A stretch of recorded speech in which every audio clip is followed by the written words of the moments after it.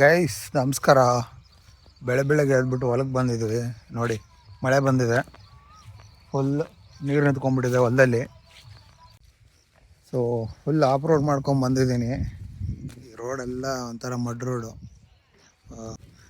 ರಜ್ಲು full ಗಾಡಿಗೆಲ್ಲ ರಜ್ಲು ಅಂಟ್ಕೊಂಡ್ಬಿಡೈತೆ. ಈಗ ವಾಪಸ್ ತೊಗೊಂಡೋಗೋದಿದೆ ಹಬ್ಬ.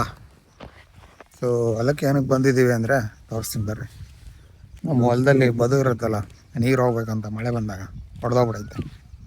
ಅದನ್ನು ಫಿಕ್ಸ್ ಮಾಡೋಕ್ಕೆ ಬಂದಿದ್ದೀವಿ. ಅಂದರೆ ಇದು ಹೊಲ ಮಳೆ ಬಂದಾಗೆಲ್ಲ ಒಂದು ಕಡೆ ಎಲ್ಲಿ ಸ್ಲೋಪ್ ಇರುತ್ತಲ್ಲ, ಕೆಳಗಡೆ ಇರುತ್ತಲ್ಲ, ಆ ಕಡೆ ಜಾಗಕ್ಕೆ ನೀರು ಬಂದು ನಿಂತ್ಕೊಳ್ಳುತ್ತೆ. ಅದನ್ನ ನೀರನ್ನ ಆ ಕಡೆ ಎಕ್ಸಿಟ್ ಮಾಡ್ಬೇಕಲ್ಲ, ಅದಕ್ಕೆ ಈ ಥರ ಪೈಪ್ ಇಟ್ಕೊಂಡಿರ್ತೀವಿ. ಅದೇ ಇವತ್ತು ಹೊಡೆದೋಗ್ಬಿಟ್ಟಿದೆ ಪಕ್ಕದಲ್ಲಿ, ಪೈಪಲ್ಲಿ ಹೋಗೋ ನೀರು ಪಕ್ಕದಲ್ಲಿ ಹೋಗ್ಬಿಟ್ಟಿದೆ. ಅದನ್ನು ಫಿಕ್ಸ್ ಮಾಡೋಕ್ಕೆ ಬಂದಿದ್ದೀವಿ.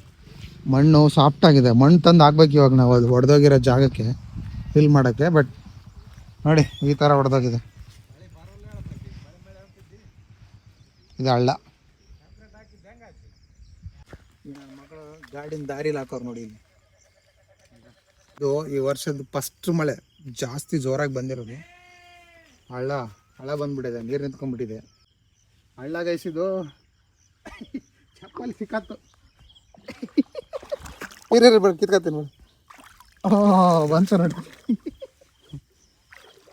ಮಣ್ಣು ಕೂತ್ಕೊಂಡ್ಬಿಡೈತಿ. ಇಲ್ಲಿ ನೀರೆಷ್ಟು ತನಗದು ಐಸ್ ವಾಟರ್ ಥರ ಇದ್ದಾವೆ. ಆ್ಯಂಡ್ ಇಲ್ಲಿ ಕೆಳಗಡೆ ಮಣ್ಣು ಬಂದು ಸೆಟ್ಲ್ ಆಗ್ಬಿಟ್ಟೈತೆ.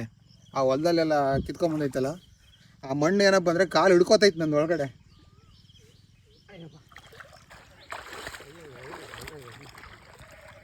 ಕುರಿ ಹಟ್ಟಿ ಇದೆ, ಮೇಕೆ ಕುರಿ ಎಲ್ಲ ಇದೆ. ಆಕಳು, ಹಸು, ಎತ್ತು, ಓರಿ ಸಖತ್ತಾಗಿದೆ. ಬಂಡಿ.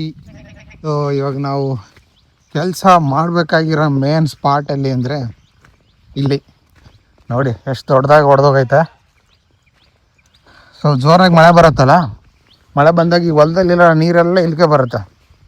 ಸಖತ್ ಪ್ರೆಷರ್ ಕ್ರಿಯೇಟ್ ಆಗುತ್ತೆ.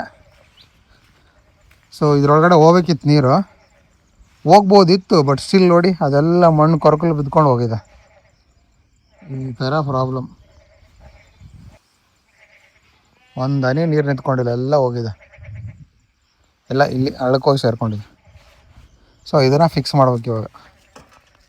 ಮೇ ಬಿ ನಮ್ಮ ಕೈಯಲ್ಲಿ ಮಾಡೋಕ್ಕಾಗಲ್ಲ ಅನಿಸುತ್ತೆ. JCB ಕರೆಸ್ಬೇಕು, ದೊಡ್ಡದಾಗೈತೀವಿ. Let's C.